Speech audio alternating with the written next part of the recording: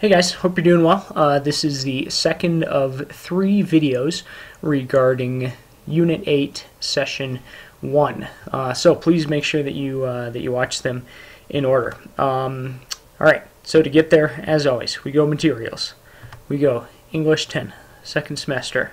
Scroll to the bottom. We're in the final unit here. Unit 8 and Session 1. Again, in the previous video, I went over the timeline for the week. So goal in this video, I want to go over the background information, the reading options, and also the literary journal. So as always, let's just take it slide by slide. Start at the top slide. Use the next arrow to move from slide to slide. So again, like I said, guys, with Shakespeare, first of all, just take a deep breath. There's some very accessible reading options here. Our goal is to work on reading comprehension and active reading strategies when we're handling a challenging text like Shakespeare. Plus, it's a great story. I mean, like most of the Shakespeare classics, it's a good one. I enjoy it every time I read it. And as I said here, there's some bizarre events, things that will surprise you indeed. All right, from here, background information. I'm not going to read everything on this slide because I expect you to do that on your own. But in a nutshell, as a typical Shakespeare play, we've got the 5 acts. Each of those acts kind of follows a fairly traditional plot diagram. Each act is then subdivided into separate scenes within the acts. Again, you'll be doing a scene summary for each scene. Characters, basically we got kind of three groups of characters in this play. We got the nobles, the actors, and the fairies and magical creatures. What you need to do on this page, make sure you take a look at these characters. Read these, kind of keep them in mind, and also come back to this page. Or probably what I'd recommend, if I was you, I would print this slide and kind of keep it handy as you're reading, so that you can kind of sort of remember, okay, who is this? How do they connect to other people? When I'm reading Shakespeare, that's one of the things I often do is keep that character summary handy, so that when a new character comes up, you can remember who it is. All right, next slide. Reading options. So again, like I said, you got a couple options here. Again, please be sure to read everything here.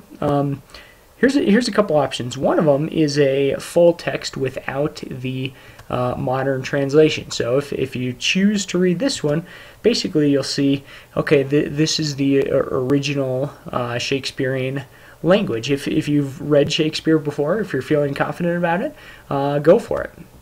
If, on the other hand, if you feel like you could maybe use a little bit of support, you can use these links to get to a resource called No Fear Shakespeare.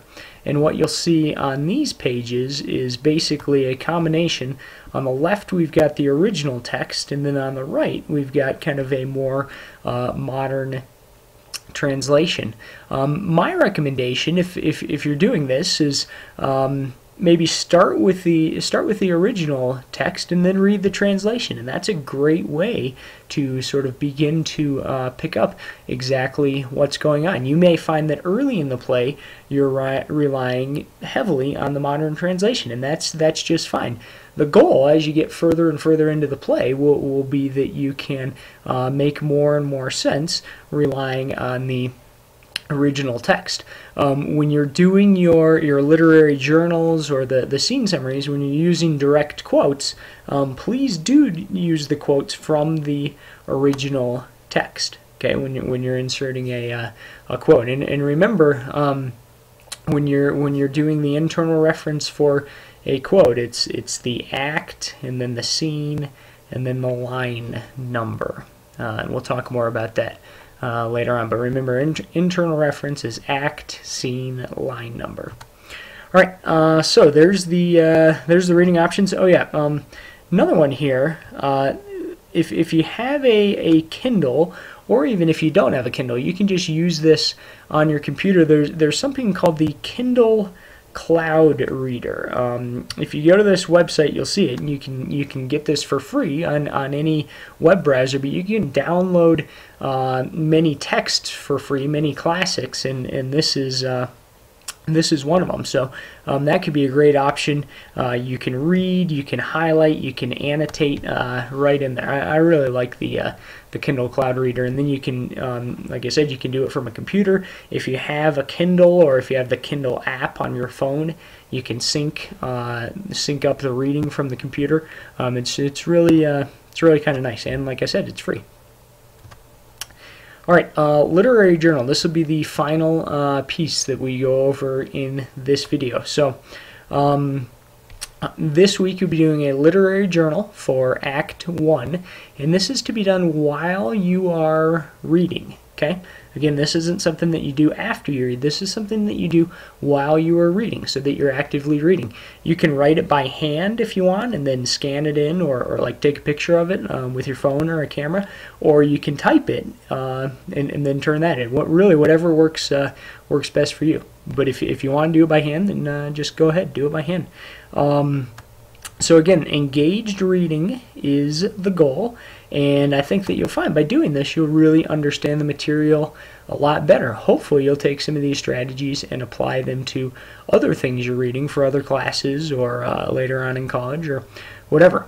So you got these options. You got choices: quotes and notes, predictions and outcomes, critical commentary, summary and image, schematic analysis, or a combo order. You can combine some of these to make your own best fit. So the descriptions of each of these options are right on this page. I don't care which one you do. My advice is, maybe use a different one each week. Change it up. See which ones work well for you. Or maybe you try one the first week and it doesn't work well. Then the one you do the second week you really like, and keep doing that one. Okay, it's again, it's your choice, but it's your original work. If you're going through these options and you have any questions about what they mean, please let me know. And again, key point here in the literary journal, this is something that you're doing while you are reading. So you've got this out and you're either writing by hand or typing it as you're reading the text. It's an active reading system. So on the next page, you'll submit your literary journal for Act 1. This is one literary journal for the entire act, and as you can see, it's due on Tuesday the 23rd. So that's the second video. Third video will be coming at you as well.